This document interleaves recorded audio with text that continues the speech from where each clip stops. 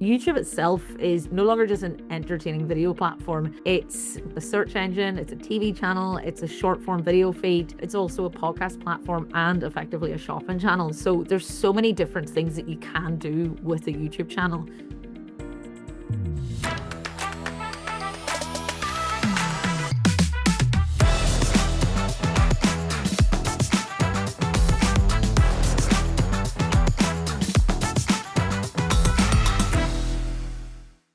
Hi, everyone, and welcome back to another episode of the ProfileTree Podcast. This week, I'm joined by Khadija and I'm joined by Emer. So today, we're going to be discussing YouTube, basically mastering YouTube in 2026, or all the things that you might need to consider if you don't already have a YouTube channel set up. YouTube itself is no longer just, what it might have been when it was sort of originally conceived. It's no longer just an entertaining video platform. It's both that as well as a search engine, it's a TV channel, it's a short form video feed. It's also a podcast platform and effectively a shopping channel. So there's so many different things that you can do with a YouTube channel. Before we kind of get into the ins and outs of YouTube, I think something that's really worth considering before you decide to make a YouTube channel is making sure that it is actually the right platform for you. I think what we often see, I'm sure both of you agree, is businesses can maybe just run to set up a channel on every single platform because they think that that's what their audience might want. It's not necessarily true. You have to first consider what it is that you might want your channel to do, and also, are your target audience there? Because if not, you're going to be, sort of shouting out into a big dark empty room. And also, in terms of YouTube itself, it does take an investment of time and effort to actually build a successful YouTube channel. So it's definitely not something that you want to consider lightly. From your perspective, Emer, why would you say that, if obviously it is a suitable platform for businesses, why would you say it is an important platform to consider? Yeah, so I think more and more that we would kind of promote video along with website. We've seen that YouTube is a search engine at the end of the day. It's the second biggest search engine, but this year and last year, I suppose, with the rise of AI content and just AI in general, it's become really integrated with Google search results and with AI as well. So I think it is a really important thing to tap into whenever you're thinking about your business strategy for the year. Particularly in the client services side of things at ProfileTree, we've seen a lot of clients, they're no longer just coming to us asking for a website. It's how can they show up everywhere? It's not just, they don't just want to get a website for the sake of it. It's how can they show up on the search engines? How can they show up on AI searches as well? And we would recommend using YouTube as part of that visibility strategy because it really does help. We promote having a lot of videos on your website, on your homepage, and those videos are coming from your YouTube channel. They're directing people back to there. You're meeting a range of an audience that you mightn't have got otherwise. And I think it's really, really important just to remember that video content and YouTube as the platform for that helps brands showcase your business and your team as well in a more personal way than, content and text would. And also, people will quickly watch a video faster than they'd read a block of text. So you can make a really good impression a lot faster than you would, I find, by video. And that's what a lot of our clients have come to realize as well. As when we're doing new websites and things, a lot of our clients will also sign up for video content as well, just so that they can get these videos that kind of show who they are on their homepage and put their best foot forward on the very first page of your website that people will be seeing. Yeah, 100%. And I suppose it's trying to help people understand that it's not just about, entertainment. There's so many different ways that YouTube can kind of slot in as part of your strategy, whether that be, helping to increase brand awareness. It can be great for educational content. I don't know about you guys. I don't use YouTube a huge amount, but one thing I really do like it for is, sort of how-to content. And that could be, minor plumbing issues in my house, or how to change a light bulb if that's something that you struggle with. So there's definitely loads of different ways that it can be kind of harnessed, and it can be literally straight up hard selling nowadays because, like we said, it is effectively a shopping channel.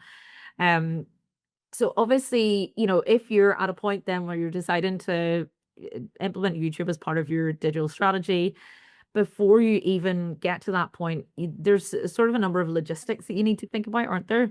From your perspective, Khadija, and especially for someone who has recorded edited, published a lot of YouTube content herself, as part of the ProfileTree brands. What would you say are sort of the core things that you need to do in terms of, say, equipment before you get started in terms of recording content? Yeah, a lot of people think that you need to invest in like expensive kind of state-of-the-art recording, editing software to be successful, and that's kind of what puts a lot of people off from starting a channel. But to be honest, anyone can film anything these days. You just need a good quality, even on your phone, you can record. And there's a lot of platforms out there that are either free or don't cost so much to edit platform videos as well. Things like Canva, a lot of businesses will have a pro Canva account. But even if you don't have a pro one, the free version of Canva will allow you to do video editing, where you can add transitions really easily, add text on videos. You can add closed captions as well, though that might be a premium feature. But you can do some really clean kind of video and easy video editing on Canva, on CapCut as well. They have a desktop editor where you can upload videos and edit videos that way as well. So it's not so much that you need to record it. Invest into expensive software or hardware. But that being said, if you can invest in like a camera or a good kind of lighting setup, then it's worth doing that to kind of increase the quality. But it's not, it doesn't need to be a big production. I would say the other thing that people need to not so much invest in, but kind of, I guess, get comfortable doing is just being on camera, especially with the things of like rise of like short form video content, like TikTok, even YouTube Shorts as well. While you don't always have to be on camera, being on camera, like face to face on camera, tends to perform better.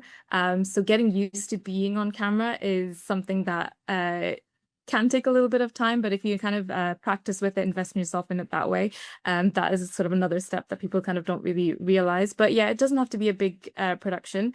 Even if simple sort of the recent kind of like iPhones that you have, they can record really great content, both portrait and landscape, that you can upload in any kind of these video editors as well. Yeah, I think it's a really good point. You see it a lot where we might be, as part of a video project, going out to film client testimonials, or it could be sort of, about us type videos. And I think people think they're going to be okay on camera. And then as soon as that camera is pointed at them, they're like, oh, I've forgotten every word in my head, and it's a real struggle. And that can often be the case. Like you said, you can do camera facing content, but as you said, it performs better, so it is really important to get better at that. And I suppose it's like so many things, it's a case of upskilling yourself. I'd say some of the biggest YouTubers in the world were entirely self-taught and kind of just one day picked up their iPhone or a basic digital camera and started recording. And I think it's maybe a lot of it is this kind of misconception that it needs to be this like big budget production, but it doesn't. And also, just because some of your earlier content is a little bit lower quality, that doesn't mean that you're not going to get better and better. And people recognize that, and it's really the what of the content that people kind of resonate with a lot more necessarily than the finished product. So it's lots to consider there. And as we're saying this, if you can invest in, a better camera or a lighting setup or better mics and things like that, it is obviously going to increase the quality of your content. But I guess what we're trying to say is you don't necessarily need to, so that it's not putting people off. So obviously we've talked a wee bit about the kind of initial stages and the strategy and the thought that you need to consider before starting to use YouTube as a marketing channel. We've looked at the logistics. I suppose the next thing is to obviously discuss content. Um, so in terms of deciding what content that you want to put out, again, you really need to think of, well, what is it that I'm trying to do? Is it just reach more customers? Is it brand awareness? Is it, kind of position your brand as an expert in your field? Once you know that, that's then going to obviously inform what kind of content that you're going to put out.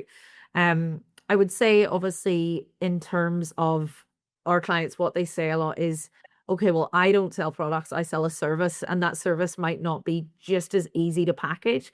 That does not mean that you can be successful on YouTube.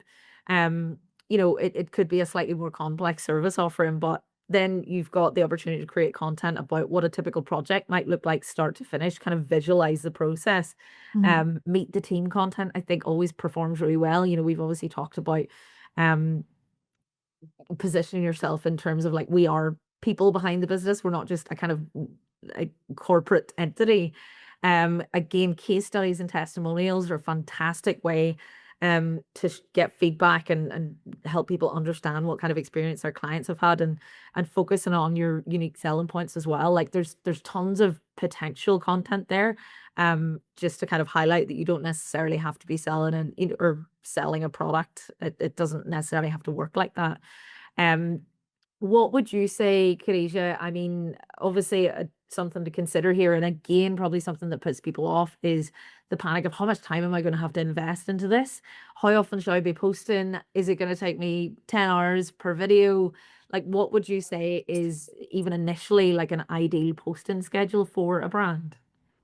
So it all comes down to, I guess, your own experience with YouTube. If it's your first time recording content, editing content, then in the beginning, yes, there is going to be a longer time it will take to put out a video, which can put people off. But there are ways to kind of make the process more efficient. So for example, one thing I kind of encourage everyone to do, sort of not just on YouTube, but even when it comes to posting on any kind of social platform, is to figure out what their main kind of content pillars are.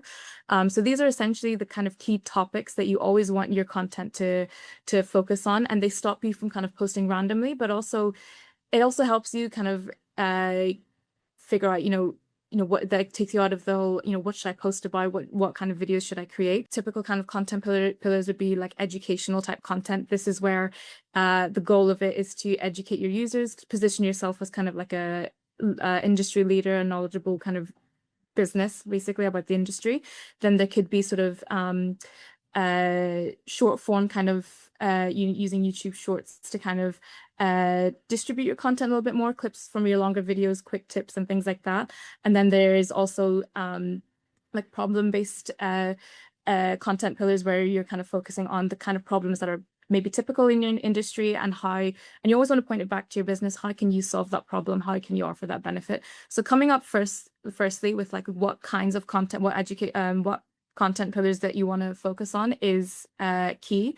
And then it's really just about kind of once you have that plan, basically, you know, like what you want to record for, say, that month, it's good to kind of plan out then what you want to focus on for, say, that month or for that week. So try to kind of schedule out some time each month to record, almost like a bank of content where you can maybe set aside a day to record everything in one day, and then another day to kind of edit everything out. Yes, it's some time and investment in the beginning, but if you have everything recorded and edited and kind of ready to go, you don't have to worry so much throughout the rest of the week, the rest of the month. I want to set aside some time to record and post content, which for a lot of people, that kind of ad hoc way of posting content is not it's not always manageable.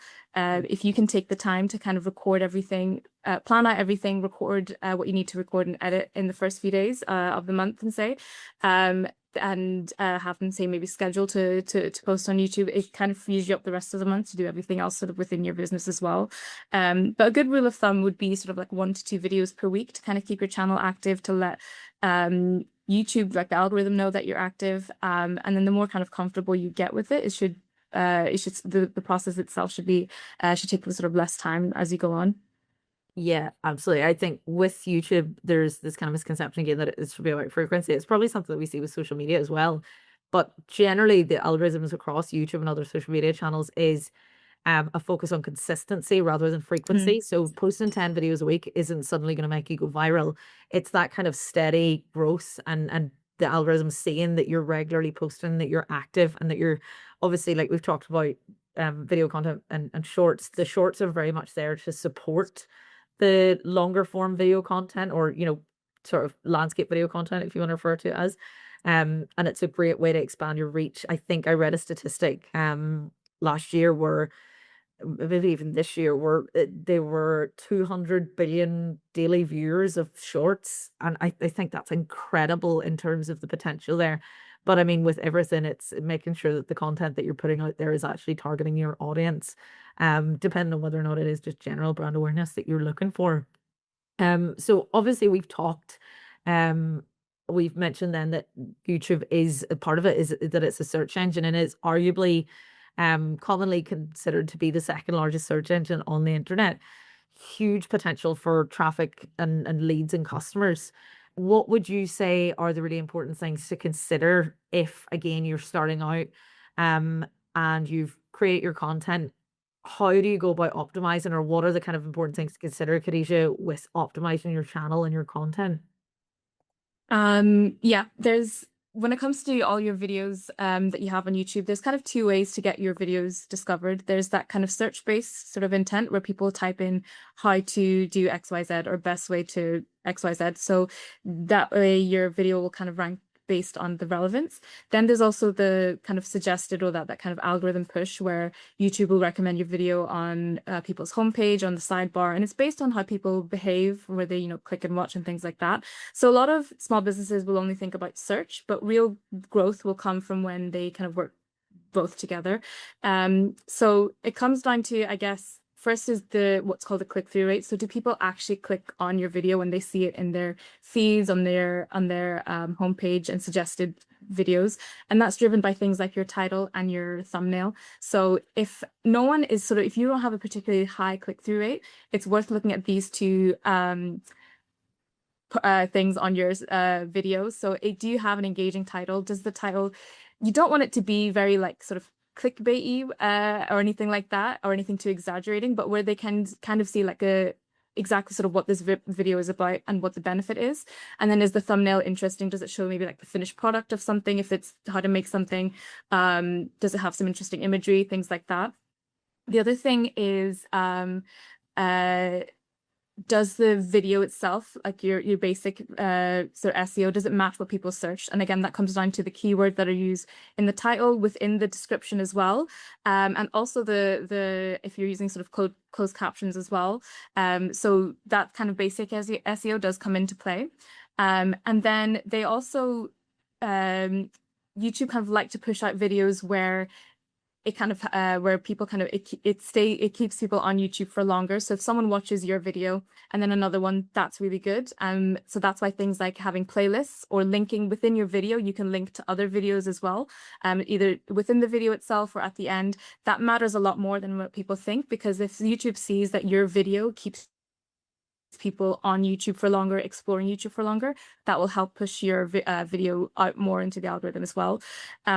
And keywords, you don't need to overthink it as much as you would, I guess, for websites. You want to put your main keyword in the title, within the description, and even just say it naturally within the video as well. So that would be kind of the main things when it comes to sort of SEO on YouTube. It is really important, and but it's a lot more simplified, I guess, than it would be on something like websites and website content. Yeah, absolutely. And I suppose at the end of the day, there's no point investing in recording and editing content, publishing it on YouTube, and then you're not getting the views or the visitors to your channel that you want. It's really important to optimize that. And one thing I suppose I might add as well is, as with, for example, website content, go back and optimize older content. If there's any way to update the description, max out the word limits on those, that's all really important as well. But obviously you don't want to rely on, native distribution with YouTube. How would you say, Emer, that a brand could leverage YouTube as part of its wider content marketing strategy, rather than just relying on hoping that people will visit and view the videos that they have on YouTube itself? Yeah, so obviously making sure that your YouTube videos are optimized is really important, but things like pushing the videos out on your website, on your homepage, even within blogs, relevant blogs, and having a video to go along with it can be really, really helpful. Just a quick explainer video. It doesn't have to be anything high production. Just literally something that quickly goes over the topic of the blog, we find can be really, really helpful for utilizing your video content as well. And even just pushing your videos out on your social media as well. So if you have a good YouTube strategy and you're posting on YouTube quite frequently, posting that on your social media to the point where your followers or your customers will kind of know there's a bit of a schedule of, maybe you release a YouTube video once a week or twice a week on a certain day and a certain time. Familiarizing your user and your follower base with that is really good in terms of getting them engaged and getting them to come back and continue to watch and listen to your content as well. We find is really important.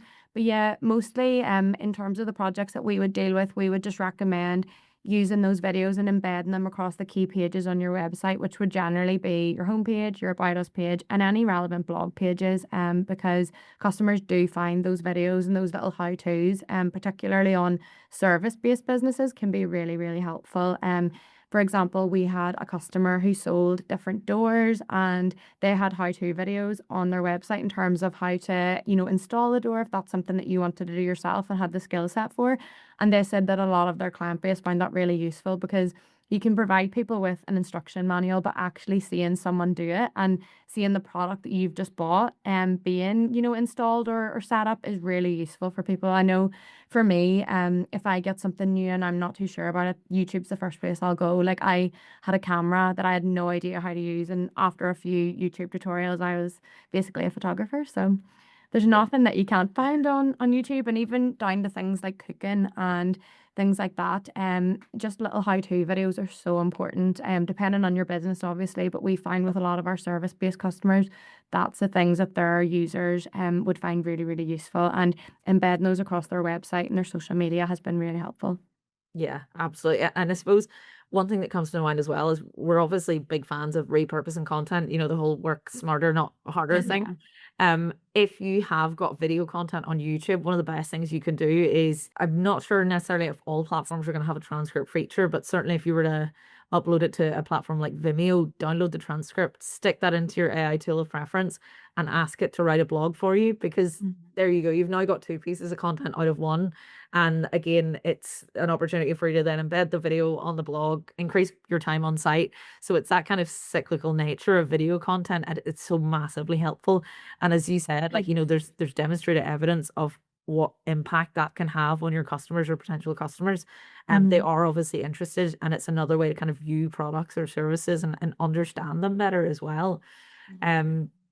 So one of the last things that we might look at then is analytics. I think something that seems to have been, again, we keep talking about misconceptions, but this is definitely one, is that the only metric that matters is the actual number of views on your videos. What are some of the other metrics or features of analytics on YouTube, Khadijah, that you would encourage customers to monitor as well outside of video views? Video views are probably the most obvious metric, and they do matter, but they don't tell like the full story, basically. So all the views metrics tells you is that how many times your video has been watched, and it's useful because it gives you that basic sense of like reach and visibility. So if you do have a lot of views, it's clearly getting in front of a lot of people. But you also want to focus on things, again, going back to the click-through rate. So the click-through rate tells you what percentage of people clicked on your video after seeing just like the title and the thumbnail. And that's really important, because that shows whether the way that you're presenting the video is working. So a low click-through rate often means that your title isn't strong enough, the thumbnail isn't appealing, or the topic isn't immediately clear. And if people aren't clicking on your video, it doesn't matter how good the video itself is, they're not viewing it, they're not enticed enough to kind of click on the video and watch it. The other thing that you want to look at is the watch time. So probably one of the most important metrics on YouTube, because it tells you how much total time people have spent, watching your content.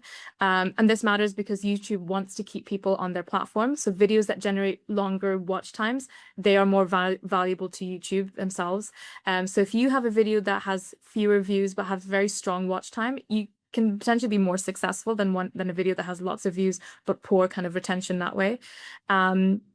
And then average view duration is another one. So this will show the average amount of time someone spends watching your video. And again, it's useful because you'll be able to understand if your content is actually holding someone's attention. So for example, if on average people are only watching like 20 seconds of a 6-minute video, that kind of tells you something is off. They're sort of clicking off within the first 10 seconds. It's not engaging enough. If they're watching like a big chunk of it, however, that's a sign that your content is engaging, and you want to use similar kind of processes that you use with that video with the next one as well. And then traffic sources can be another one as well.